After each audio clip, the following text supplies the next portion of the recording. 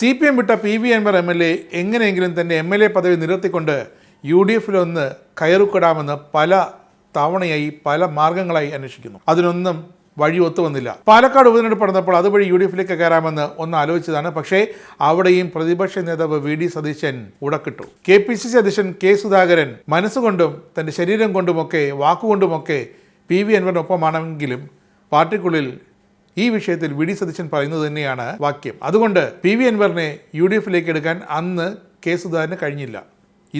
ഇന്ന് സാക്ഷാൽ PV അൻവർ എങ്ങനെ UDF കയറി പറ്റാം, അത് ലീഗ് വഴിയാകണമോ അതോ കോൺഗ്രസ് വഴിയാകണമോ തന്റെ DMK കൊണ്ട് ഇടിച്ചു കയറ്റണമോ എന്നൊക്കെ ആലോചിച്ചുകൊണ്ടിരിക്കുകയായിരുന്നു. അപ്പോഴാണ് എന്തായാലും ഒരു വയനാട്ടിലെ കർഷകർക്ക് വേണ്ടി എന്ന പേരിൽ അവിടുത്തെ വനത്തിലെ അതിക്രമങ്ങൾ തടയാൻ വേണ്ടി വനത്തിലെ വന്യമൃഗങ്ങളിൽ നിന്ന് നേരിടുന്ന അപകടങ്ങൾ ഒഴിവാക്കാൻ വേണ്ടി സംസ്ഥാന സർക്കാരിൻ്റെ ശ്രദ്ധ ക്ഷണിക്കാൻ വേണ്ടി PV അൻവർ ഒരു 3 ദിവസത്തെ യാത്ര പ്ലാൻ ചെയ്തത്.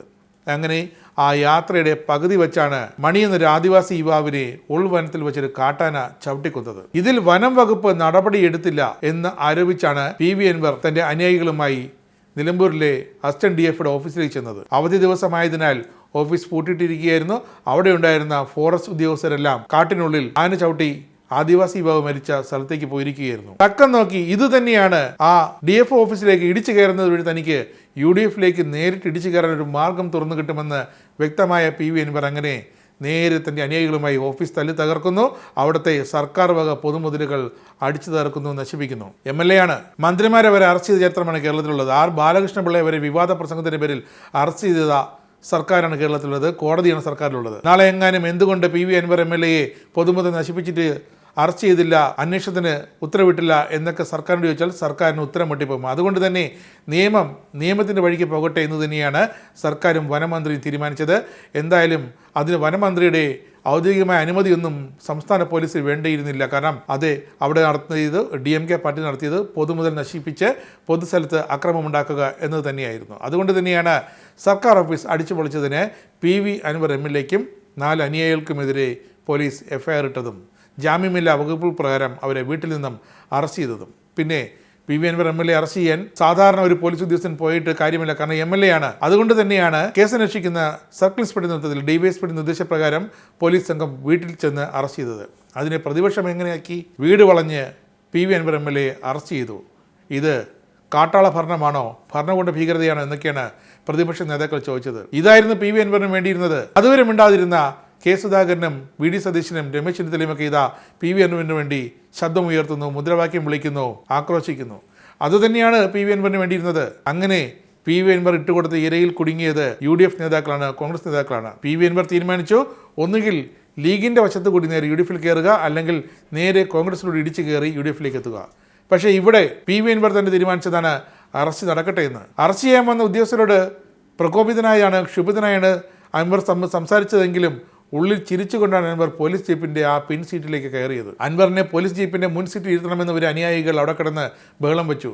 അപ്പോഴും അൻവറിന്റെ മനസ്സിൽ ചിരിയായിരുന്നു, ഒരു വെടിക്ക് 2 പക്ഷി എന്ന രീതിയിൽ. അതുകൊണ്ട് തന്നെയാണ് അൻവർ ചിരിച്ചുകൊണ്ട് മജിസ്ട്രേറ്റിന് മുന്നിൽ പോയതും റിമാൻഡ് ചെയ്യാനുള്ള ഉത്തരവിനെ സ്വമേധ അംഗീകരിച്ചുകൊണ്ട് നേരെ ജയിലിലേക്ക് യാത്രയായതും. അപ്പോൾ ഇവിടെ പ്രതിപക്ഷ നേതാക്കൾ VD സതീശനും രമേശ് ചെന്നിത്തലയും K സുധാകരനും ഒക്കെ കിടന്ന് തകർക്കുകയായിരുന്നു. വീട് വളഞ്ഞ് അറസ്റ്റ് ചെയ്യാൻ പറ്റിയൊരു തെറ്റ് PV അൻവർ MLA ചെയ്തിട്ടില്ല എന്നാണ് K സുധാകരൻ പറയുന്നത്.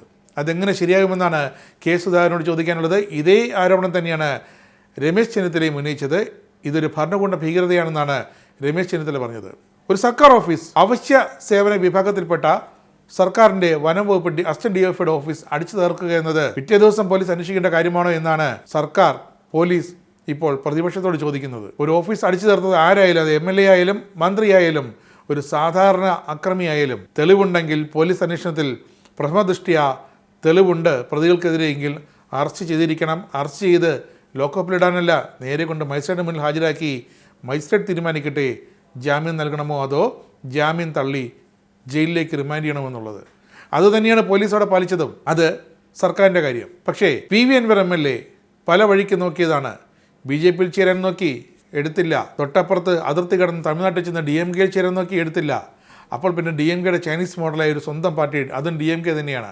ആ പാർട്ടിയുമായി തിരിച്ച് കേരളത്തിൽ വന്നു, UDF എടുത്തില്ല. എന്നാൽ പിന്നെ UDF ഒരു വിഷയമുണ്ടാക്കി കയറുക എന്ന ഒരു രാഷ്ട്രീയ തന്ത്രം, അതുതന്നെയാണ് PV അൻവർ MLA ഇവിടെയും എടുത്ത് പ്രയോഗിച്ചത്. അതുകൊണ്ട് തന്നെയാണ് പറഞ്ഞത്, ചിരിച്ചുകൊണ്ടാണ് അൻവർ ജയിലിലേക്ക് പോയത്, ചിരിച്ചുകൊണ്ട് തന്നെ തിരിച്ചു വരും.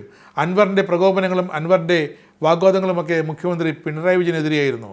തിരികെ വന്നാൽ ഞാൻ കാണിച്ചു തരാമെന്ന മട്ടിൽ. അതെന്തോ ആയിക്കോട്ടെ, അതൊക്കെ പിണറായി വിജയനും P ശശിയും PV അൻവറും തമ്മിലുള്ള കാര്യം. പക്ഷേ ഇവിടെ പറയുന്നത് അൻവർ, PV അൻവർ എന്ന MLA എങ്ങനെ പ്രതിപക്ഷ നിരയിലേക്ക് നുഴഞ്ഞു കയറുന്നു എന്നതാണ്. ഇനി പുറത്തിറങ്ങുമ്പോൾ അൻവറിനെ സ്വീകരിക്കാൻ പ്രതിപക്ഷ നിര മൊത്തത്തിലുണ്ടാകും.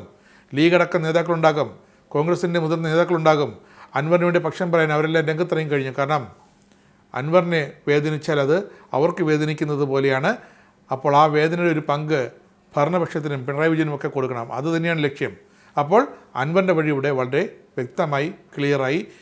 1 മാസത്തിനകം അൻവർ UDF ഉണ്ടാകും. അല്ലെങ്കിൽ അടുത്ത തദ്ദേശ തിരഞ്ഞെടുപ്പിൽ അൻവറിൻ്റെ DMK അല്ലെങ്കിൽ സാക്ഷാൽ അൻവർ MLA UDFൻ്റെ ഭാഗമായി തന്നെ മുന്നിലുണ്ടാകും. നിങ്ങൾക്കും ആനന്ദ മീഡിയയുടെ പ്രേക്ഷകരിൽ ഒരാളാകണ്ടേ?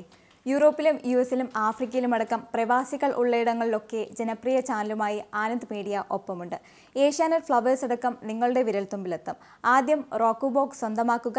അതിൽ നിന്നും ആനന്ദ് മീഡിയ ആപ്ലിക്കേഷൻ ഡൗൺലോഡ് ചെയ്യുക, ഇൻസ്റ്റാൾ ചെയ്യുക. എന്നിട്ട് 020-858-66511 എന്ന നമ്പറിൽ ഞങ്ങളുടെ കസ്റ്റമർ കെയറിൽ ബന്ധപ്പെടുക. അല്ലെങ്കിൽ +91 735 660 3747 എന്ന നമ്പറിൽ വാട്സപ്പ് ചെയ്യുക. ആനന്ദ് മീഡിയയുടെ സേവനങ്ങൾ സ്വന്തമാക്കുക. മറ്റു ചാനലുകൾക്കൊപ്പം ആനന്ദ് TVയും എൻജോയ് ചെയ്യുക.